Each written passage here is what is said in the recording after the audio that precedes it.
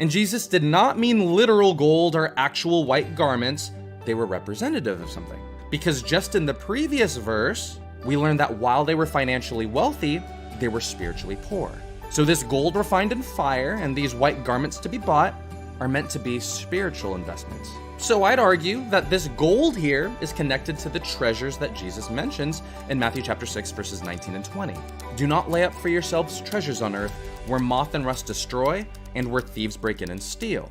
But lay up for yourselves treasures in heaven where neither moth nor rust destroys and where thieves do not break in and steal. So in this passage, Jesus encourages people to not focus on temporary treasures here on earth, but to store treasures in heaven. And if you look at Matthew 25, verse 21, you'd find that God's servant was rewarded for his faithfulness. And also consider Colossians chapter 3, verses 23 and 24. And whatever you do it heartily as to the Lord and not to men, knowing that from the Lord you will receive the reward of the inheritance, for you serve the Lord Christ. So simply put, there is a difference between earthly riches and heavenly riches. Earthly riches is money that's saved, spent, and is temporary, and heavenly riches is the reward given to Christians for their faithful service to the Lord. And Jesus in Revelation chapter 3, verse 18 tells the Laodicean church to buy gold that's refined in fire. Or in other words, store treasures in heaven by faithfully serving the Lord. And the reason why he mentions by fire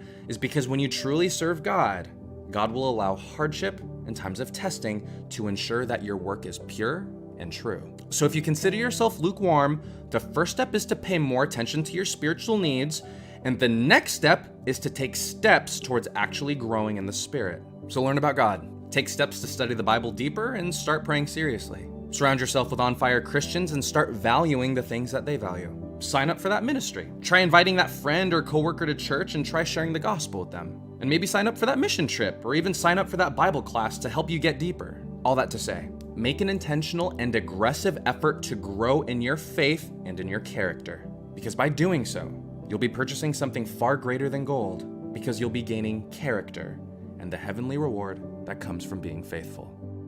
If you have had a question that you have been dying for the Impact team to answer, tomorrow may be your chance. On Sunday, 8 p.m. Eastern Standard Time, that's tomorrow for most of you guys, we're going to be going through all the questions from the chat, some of the ones that we've been seeing on the comments. We're going to be going through all of the questions. We're going to be trying to answer as many as we can within about an hour and a half time.